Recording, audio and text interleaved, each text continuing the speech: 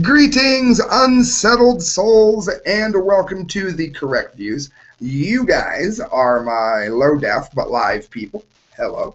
If you're not watching live, then you might want to go to this camera, which is going to be posted at themediaspeaks.com, and there you will see the high-def version of it. You know, in case you don't like looking up my nose here at the webcam, for those of you that do like looking up my nose, welcome to today's show as well. Guys, I've been getting a lot of traffic, and everyone's talking about the amnesty, the creeping over the border, and it's supposed to be okay situation that we have going on here. So I'm going to go ahead and stay with it. And 1 second, Serenity. Well, I think my HDEF people don't have any volume, so it might only be you low-def guys. Anyway, exclusive Senator Jeff Sessions, pro-amnesty elites treat people as commodities. Christelle, I'm not sure we have audio on this camera, on the HDEF. While she gets that rendered, which I will edit later, there's a notion that if you're somehow against people, there we are. Wrong hole. That's what I usually say. All right, guys, high def people, hello, low def people, we got everything running like we're supposed to. It's somehow considered racist if you are against people breaking into your country. I'm not really sure how that is, but somehow it is. So we got Sessions here with what seems like a really good idea. Jeff Sessions, pro-amnesty elites treat people as commodities. They're using the Mexicans and I should say Latinos. They are using these people like commodities. Oh, well, let's give the Mexicans jobs that nobody else will take. Let's give it to the people of Guatemala. Let them pick apples. That's what corporate America's saying. It's that is racist, okay? Not wanting to keep the jobs in America for Americans, that's not racist. That just means that you love your country. And again, for those of you new to the show, longtime listeners, bear with me for a sentence. I think it should be cheaper and easier to get into the country legally. We should not have to have you buying your way into the country. Having said that, yes, you should learn English. At least conversationally. I don't expect you to be fluent. I don't even expect you to speak it usually, but enough to get by. I'm happy. And you should work when you get here. Again, you don't have to be a CEO. Work somewhere. If you do those two things, I don't have a problem with it. But we want to know who you are. We want to know where you came from. And you know, the basic things that most people want before someone comes into their house. Breitbart.com, which has an annoying pop-up player. If you look this article up, you're going to be very angry. Perhaps no issue better illustrates the current divide between everyday citizens and our political and business elites than the issue of immigration. The latter group draws the financial gains from a generous labor supply without considering the perspective of those on the other side of the ledger. The working people who have to worry about being laid off and replaced with lower-waged workers, about the strain placed on the local hospitals and neighborhood resources, and about cartel violence spilling across the border and into our communities. Did you pay attention to that paragraph? Now, at no point did it say, we don't want dark-skinned Latinos here because we hate dark-skinned Latinos. We do not want to be displaced in our job. We do not want the other people who are here legally from Latino countries to lose their jobs due to illegal Latinos. How's that for another way to put it? We don't want strain put on our hospitals because we don't send people away. And again, I mean, I'm as much of a humanitarian as anyone, but they can't pay for anything in many instances when they come here illegally. Am I talking about their color? No. I'm talking about anybody that breaks into another country is probably broke or on the run or got both. Or about the cartel violence spilling into the border of our communities. Again, this is not like the people breaking into the country are the best and brightest. And very in many instances, these are 16, 17-year-old gangsters. Cholos, as they like to be called for some dumb reason.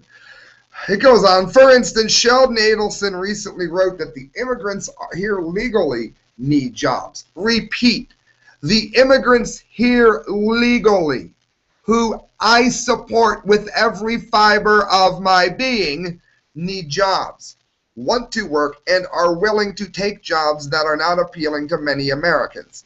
What about Americans who need jobs? Human beings are not commodities. We need to get our own workers off of unemployment and into good-paying jobs. That means stop outsourcing, that can support their families. That means if a job is hard or strenuous, employees should raise the wages and improve the working conditions. Why shouldn't Americans who do a tough work get paid more for their efforts? That is a beautiful, beautiful paragraph. This guy should get like the Journalism Gold Award of the Year. Rupert Murdoch also recently argued for a dramatic expansion of the controversial H-1B guest worker program. Murdoch writes that there is a shortage of qualified American candidates to fill STEM fields like computer services and engineering. Pause. I have a computer-related degree. I am a Photoshop wizard. I'm basic web design, not programming. I'm not a programmer. Basic web design. I know how to do it. And on and on and on. I know PowerPoint, Word, I can make resumes, blah, blah, blah, blah, blah.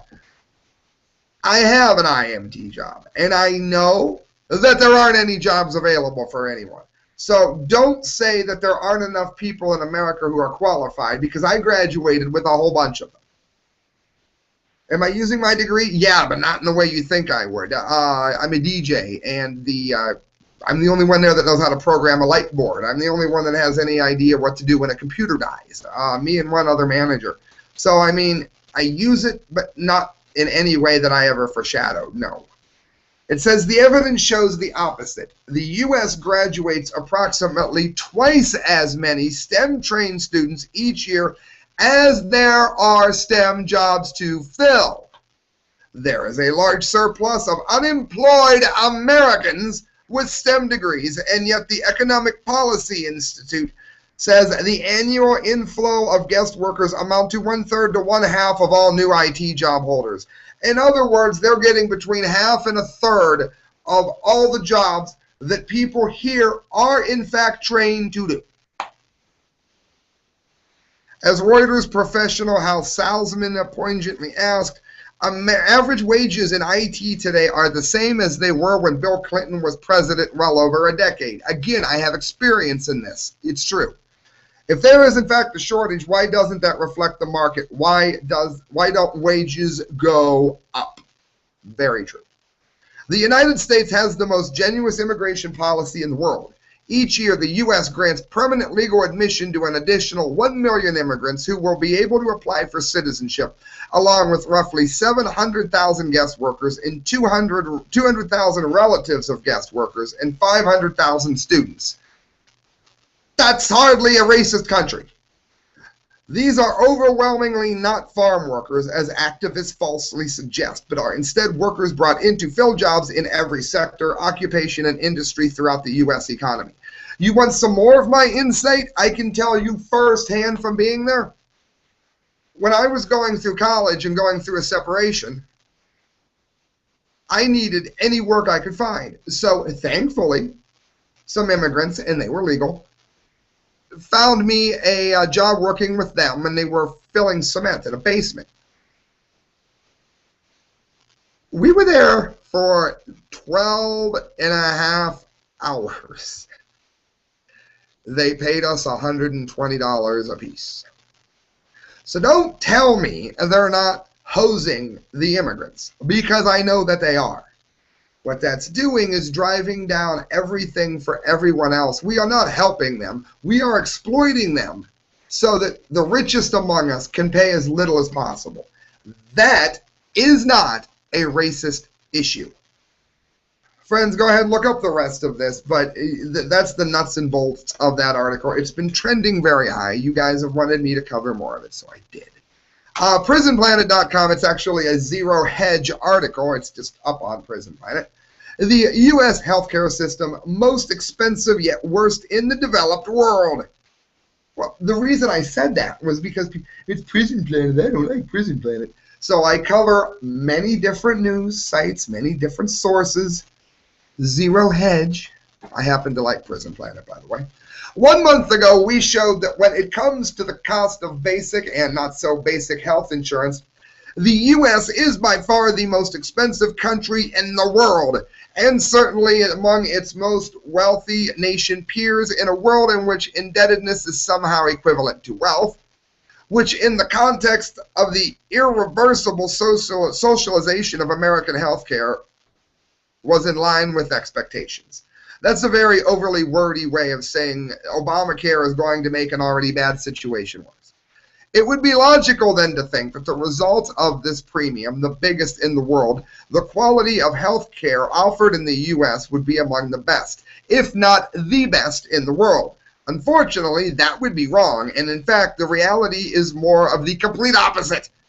As a recent study by the Commonwealth Fund, for those of you that say that I don't give sources, looking at how the U.S. healthcare system compares internationally finds, quote, the U.S. fails to achieve better health outcomes than the other countries, and as shown in earlier editions, the U.S. is last or near last on dimensions of access, efficiency, and equality. In other words, most expensive yet worst in the developed world. Look at this list, guys. Who's better than us? The UK, Switzerland, Sweden, Australia, Germany, the Netherlands, Gabber, New Zealand, Norway, France, Canada, U.S. dead last. Who are we beating here? Afghanistan, Ethiopia, Russia. Most people freeze to death in Russia, so that if they were in our climate, who knows?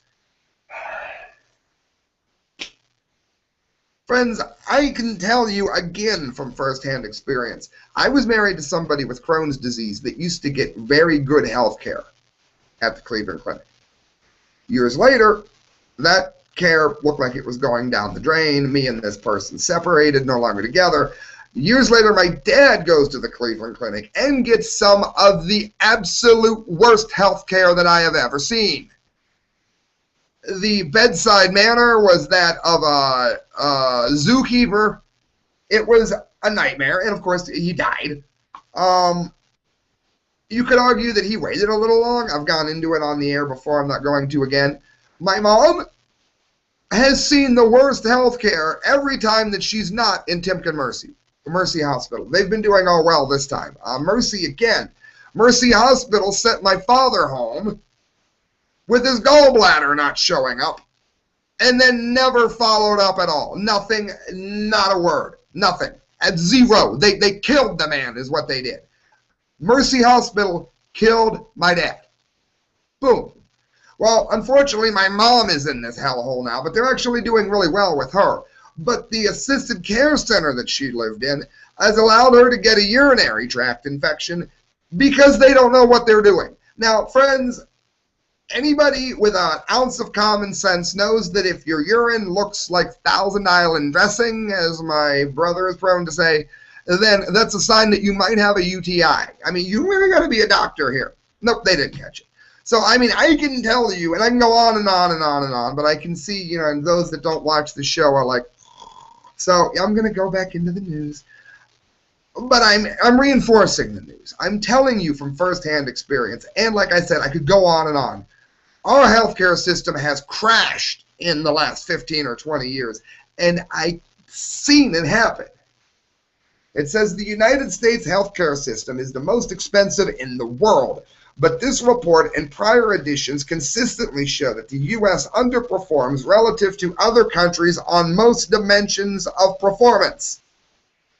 Most troubling, the U.S. fails to achieve better health outcomes than other countries, and as shown in the earlier editions, the U.S. is last or near last in dimensions of access, can you get to it or not, efficiency, how prompt, how good is it, how reliable is it. Are they doing things the best way possible? And equity. In addition of Mirror, the United Kingdom ranks first, followed closely by Switzerland. In other words, our outcomes are worse than any other country in the developed world. The U.S. also ranks behind most countries on measures of health outcomes, quality, and efficiency. U.S. physicians face particular difficulties receiving timely information, coordinating care, and dealing with administrative hassles. And yet we're the most expensive in the developed world. Wonderful news, isn't it? Friends, this is also Zero Heads, June 19th. I'm going to be doing a massive Fukushima update very, very soon.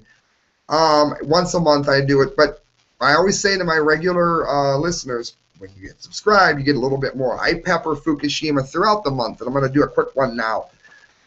Japan's plan to freeze Fukushima's with an ice wall is melting down. We've been following this since day one, and of course it's going as bad as people said. For those of you that don't know, they've taken the perimeter of the Fukushima, attempting to put an ice wall around it so that they can prevent the water from flowing into the ocean. This has been used in limited scope for things like a subway construction.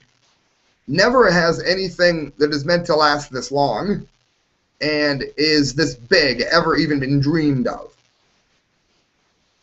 Who could possibly have foreseen this, it mockingly writes. A year ago, we wished TEPCO with a link the best of luck with the construction of the Game of Thrones-esque 1.4-kilometer giant wall of ice that was designed to surround the exploded Fukushima power plant and slow the movement of irradiated water below the damaged reactors, preventing it from flowing over into the ocean and surrounding land.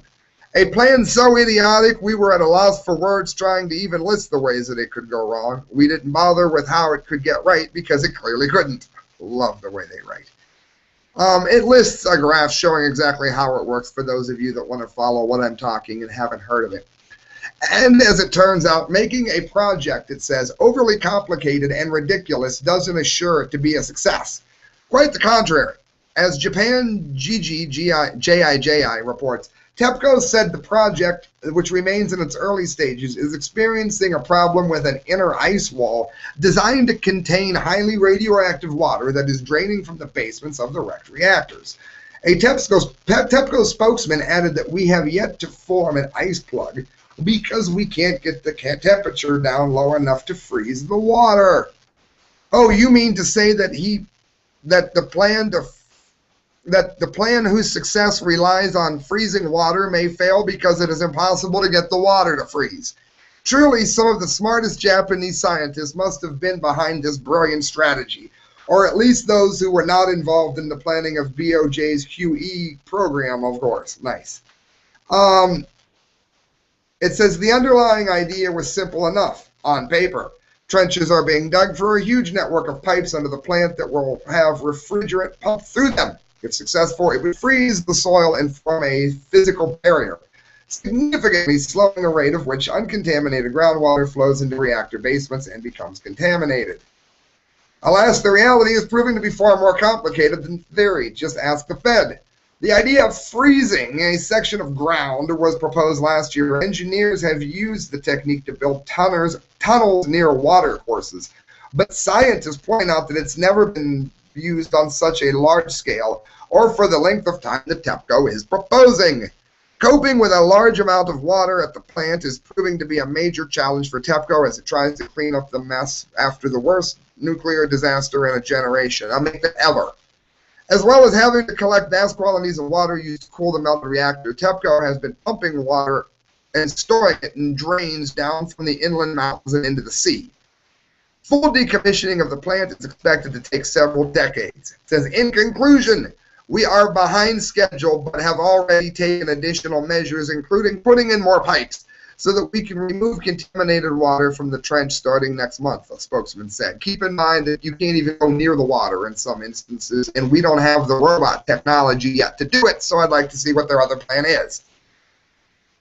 Wait, wasn't the issue with the temperature of the water and not the number of pipes? Oh, who cares anyway, as long as someone pretends that everything is going to be okay and going to work to fix the world's worst nuclear accident in history, having long since surpassed Chernobyl in severity. One can't have the locals realize that the government is hopeless and that the Fukushima situation was a complete disaster from the start, and what's worse, one which cannot be fixed, especially now that Abenomics has failed, Abe, the Prime Minister, and K is still down for the year, thus not providing the required dose of distraction from the increasingly radiated life. Friends, you're listening to The Correct Views. I'm going to ask you to do me a favor. Check out my book. It's called Asleep Unknowing. You can get it on Amazon. I also have a short story up called The Lucky Leprechaun. It's only 99 cents, people. And a piece that I wrote for college I decided to publish. It's called The Risen, a persuasive essay on the historicity of the resurrection. Basically, I prove that Christ rose from the dead without using the Bible to do it. Lastly, friends, check out Mike McLaughlin, because he is also an amazing writer, and you can find him at facebook.com. Look up Mike McLaughlin. Short stories, poems, you name it, he sells them, and he's excellent. And he sells direct. He hasn't even done the Amazon thing yet, so support him. He's very, very good. Couple more things I want to get to. The lethality of nuclear weapons. This is somewhat long, so I'm going to let a lot of you look this up, but I want to get to the logistics of this here. It says, it's from Stephen Starr. It's located at paulcraigroberts.com. Nuclear war has no winner. Beginning in 2006, several of the world's leading climatologists at Rutgers, UCLA, Johns Hopkins University, and the University of Colorado Boulder published a series of studies that evaluated long-term environmental consequences of a nuclear war, including baseline scenarios fought with merely 1%, that's 1 out of 100 for you Usher fans, on the explosive power in the U.S. and or Russian launch-ready nuclear arsenals. They concluded that the consequence of even a small nuclear war would include catastrophic disruptions to the global climate and massive destruction of Earth's protective ozone layer. In other words, 1% of the nuclear bombs that the U.S. and Russia has, forget North Korea and India and Pakistan, 1% of what the U.S. and Russia has basically destroy almost all life on Earth. These and more recent studies predict that global agriculture would be so negatively affected by such a war, agriculture as in food, a global famine would result, which would cause up to 2 billion people to starve to death. These peer-reviewed studies, which were analyzed by the best scientists in the world and found to be without error, also predict that a war fought with less than half of U.S. or Russian strategic nuclear weapons would utterly destroy the human race. It's not even up for question. In other words, a U.S. or Russian nuclear war would create such extreme long-term damage to the global environment that it would leave the Earth uninhabitable for humans and most forms of animal life. What's scary about that? It goes on to say that many of the leading people, the leaders in Congress, the leaders in the Senate, people in the Department of Defense are not familiar with this study. It mentions it in the article. It says, in 2009, I wrote an article for the International Commission on Nuclear Non-Proliferation and Disarmament that summarizes the findings in these studies. It explains that nuclear firestorms would produce millions of tons of smoke, which would rise above cloud level and form a global stratospheric smoke layer that would rapidly encircle the Earth. The smoke layer would remain for at least a decade, and it would act to destroy the protective ozone layer, which would vastly increase the UVB reaching the Earth, as well as cause a new ice age that would last for 10 years or longer. The electromagnetic pulse signals would immediately kill any generator you had stashed, even if you weren't new. And again, they talk about people not knowing about it. And it mentions that both Russia and U.S. have 400 to 500 launch-ready ballistic missiles. That's more than 1%, people. The way it would work is there's a series that are meant to go off immediately, which is vastly more than 1%.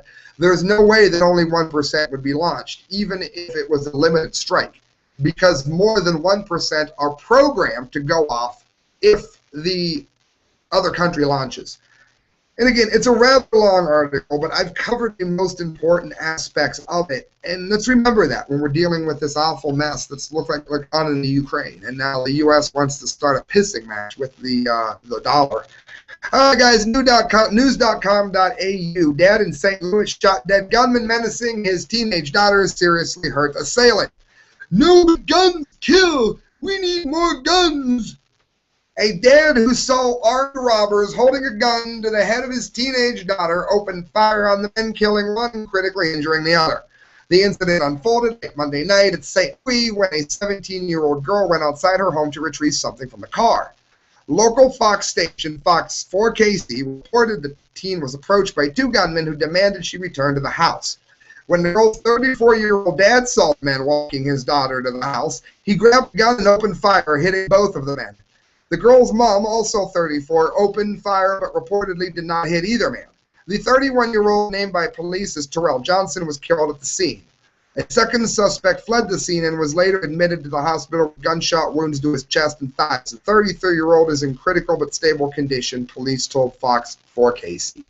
So this notion that more people are hurt by criminals, do you know what happens if you factor out gang-related violence in this country? We're one of the most peaceful nations on earth. That's just fact, friends. I've given you the numbers on it prior. PrisonPlanet.com. This one is Paul Joseph Watson. I told you I liked him. Police to get X-ray scanner for vehicle inspections and public safety. Yeah, it's safe to X-ray somebody. A new portable backscatter device designed to perform X-rays on objects is set to be used by police departments to inspect vehicles as well as public safety, according to the company behind the new scanner. Radioactivity is deadly. Have we not covered this already? I mean, just on this show. Not to mention, it's no more than a regular X-ray. I don't know about you, but I had vertigo within the last year. I got juiced. I got a CAT scan and everything because they had to rule out stroke. They had to rule out heart disease. Thank you, God. They had to rule out a number of things. I've gotten juiced for my teeth. I'm not having any more X-rays. Well, no, it's fine, Sam. The cops say you need more. Bullshit. The cops don't know your medical history, nor should they. The video for the handheld Mini-Z backscatter imaging scanner developed by American Science and Engineering, Inc., brags that it will allow operators to see more than ever in more places than ever. Yeah, they'll just scan your car and act like you're not in it. Well, we're not going to hurt you. We're just scanning the car. The X-rays bounce around you. The scanner will be used by law enforcement, first responders, border control. What border control? Event security, maritime police, and general aviation security. In other words, they'll be juicing you on all sides for every reason. In order to search for currency, drugs, and explosives, police will use the device to inspect vehicle bumpers, tires, panels, and interiors, and detect IEDs, since dogs no longer can smell explosives or drugs. According to AS&E, the scanner represents a game changer, I bet, for law enforcement and border patrol, and will be used to ensure public safety. However, the company admits the device is not designed to scan people because it emits radiation. You mark my words. They're going to scan the car with you in it. Mark my words. The technology is based on previous larger incarnation of the X-ray scanner. Yeah, that they were deployed via trucks to conduct roving scans of other vehicles on American streets and highways. They're putting it on cars to scan other cars that are driving by with people in them. Quote, the company admits the device is not designed to scan people and it emits radiation. Friends, all I can do is give you the facts. I can't make you listen to them. Last thing I want to get to, the dum-de-dum-de-dum-de-dum-de of the day. Dunce Cap of the month. That show's coming up right after the Fukushima update. So it's going to be real busy the first of next week. Fuku's going to be big this month. All right, guys. Obama judge rules border fence racist. The Dumdy of the day. A federal judge who won, said Dumdy of the day, has ruled border protection negatively impacts indigenous communities and lower-income minorities. In other words, these indigenous communities and lower-income minorities, just because you don't want them in your country, you're racist. I don't want people sneaking into my country from Canada. They probably bring the really good weed when they do. really, I'm being real. But no, you cannot sneak into the country. Oh, he hates French people. He hates white people. No! Judge Beryl Howell, appointed to the U.S. District of Columbia, no, that's a sentence, the U.S. District Court for the District of Columbia by Obama in 2010, agreed with Denise Gilman, a clinical professor at the Texas Austin. Gilman, who is researching the human rights impact of border enforcement, sued in a federal court to force the Department of Homeland Security to reveal through a Freedom of Information Act, request the names of property owners along the border to determine if fence construction would be disadvantageous to the minority property owners, Judicial Watch reported last week. In other words, if you just want to build a fence to keep illegals from coming into the country, who might be drug dealers, who might be rapists, we don't even know what their criminal background is, you're racist. Well, let me ask you something, Mr. Wise Judge, who just won the dunce cap of the day, Dumdy of the day. Let me ask you, is Guatemala racist for not wanting me to go into their country without any idea of who I am? Do the Mexicans really hate white people because Mexico puts you in prison if you go into their country? Every country that has an enforced border is full of racist bigots. You freaking moron! Friends, you're listening to The Correct Views. Sam I.B. reporting for The Media Speaks. You can donate to the show at thecorrectviews@hotmail.com. You can also go to themediaspeaks.com. Look up the work of Kyle, Court, D. Lake, and myself. We're always posting because this all matters, friends. So hit share. Good night, friends, and God bless.